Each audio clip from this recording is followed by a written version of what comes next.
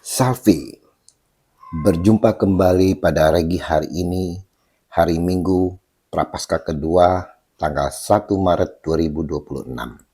Mari saudara-saudaraku yang terkasih, di pagi hari cerah ini kita mau ucap syukur di dalam doa kepada Tuhan Allah kita, dan juga jangan lupa berilah senyuman dan sapaan kepada sesama kita. Kita awali perenungan pagi hari ini dengan tanda kemenangan kita. Dalam nama Bapa dan Putra dan Roh Kudus. Amin. Dengarkanlah Dia. Bacaan liturgi hari ini diambil dari kitab Kejadian 12 ayat 1 sampai dengan 4a. Bacaan kedua 2 Timotius 1 ayat 8b sampai dengan 10 dan Injil Matius 17 ayat 1 sampai dengan 9. Saudara-saudaraku yang terkasih, hari ini saudara, kita telah memasuki hari Minggu Prapaskah kedua di awal bulan Maret. Dan di dalam bulan Maret ini pun saudara, Gereja Katolik memberikan khusus untuk Santo Yusuf, yaitu bapa dari orang tua asuh Tuhan kita Yesus Kristus, di mana bulan ini didikasihkan secara khusus untuk Santo Yusuf.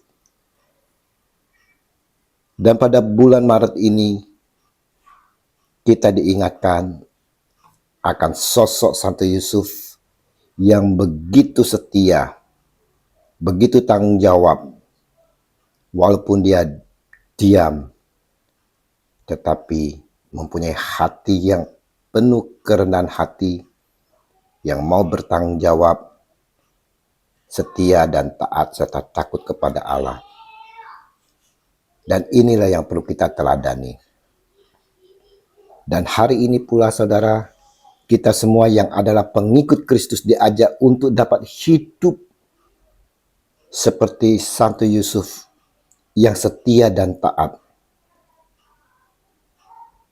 Dengan berani kita pun sebagai pengikut Kristus harus berani memikul salib harian kita dan mau selalu mendengar dan melakukan apa yang disampaikan Yesus.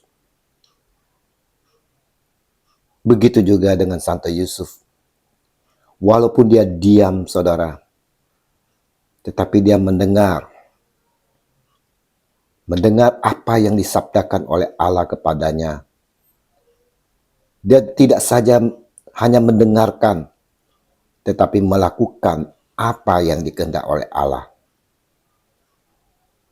Saudara-saudaraku yang terkasih, dalam kehidupan yang minoritas, kita semua saudara dituntut tetap setia dan taat kepada Dia Yesus Tuhan Sang Penyelamat kita.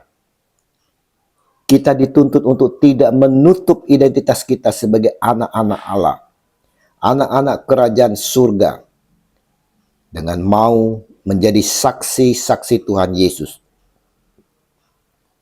Bacaan kedua yang kita baca dan renungan hari ini saudara, diingatkan oleh Paulus melalui Timotius untuk tidak malu bersaksi, melainkan turut menderita bagi Injil oleh kesatuan Allah. Prapaskah adalah waktu untuk menyadari bahwa Yesus telah memusnahkan maut dan membawa hidup kekal. Melalui Injil hari ini pun kita melihat kejadian transfigurasi Yesus, di mana Yesus menampakkan kemuliaannya untuk menguatkan para murid menghadapi penderitaan salib. Suara Allah memerintahkan, dengarkanlah Dia. Ini adalah ajakan saudara untuk berfokus pada rencana keselamatannya, bukan sekedar ketakutan duniawi.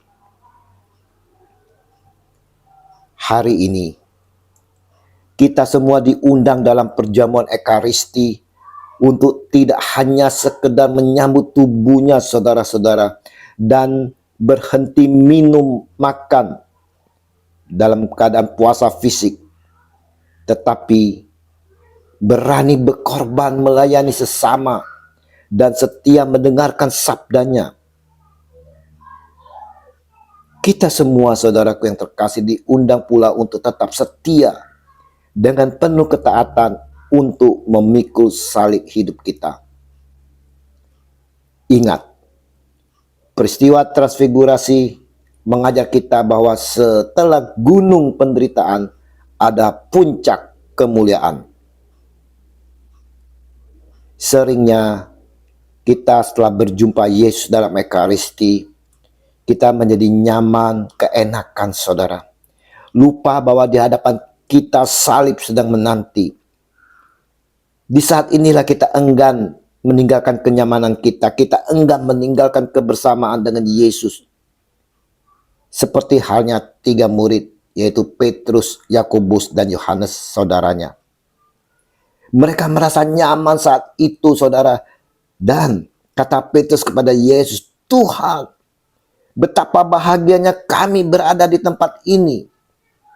Jika engkau mau, biarlah kudirikan di sini 3 kemah, 1 untuk engkau, 1 untuk Musa, dan 1 untuk Elia." Matius 17 ayat 4. Namun, saudara-saudara yang terkasih, tiba-tiba sedang ia berkata kata seperti itu, turunlah awan yang terang menaungi mereka.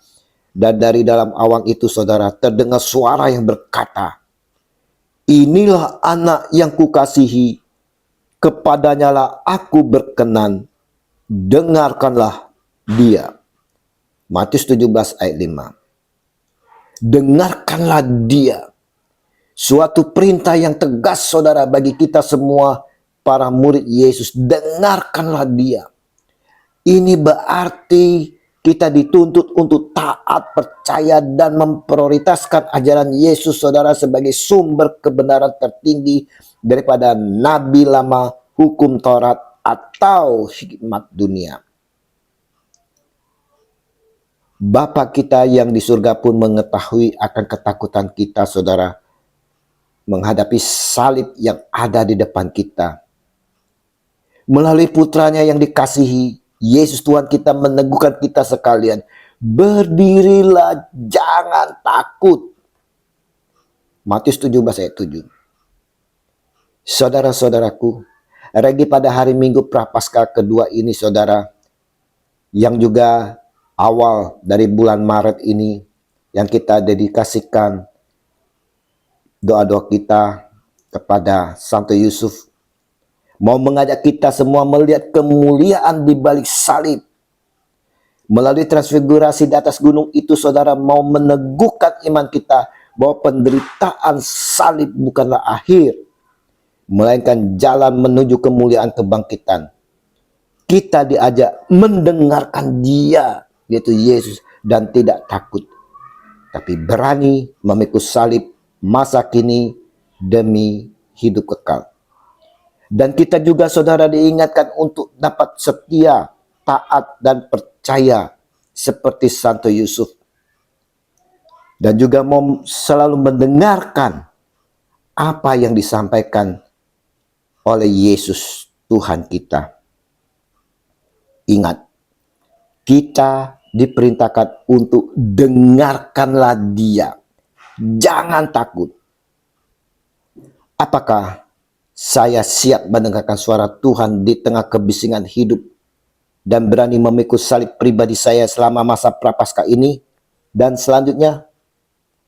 Mari saudara-saudara yang terkasih, kita mau fokus saja pada Yesus dalam perjalanan hidup ini.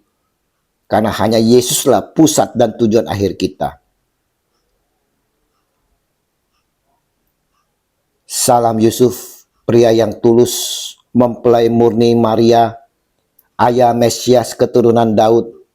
Terpujilah engkau di antara pria, dan terpujilah Yesus putra Allah yang dipercayakan kepadamu. Santo Yusuf, pelindung gereja semesta, lindungilah keluarga-keluarga kami dalam damai dan rahmat ilahi, dan dampingilah kami pada waktu kami mati.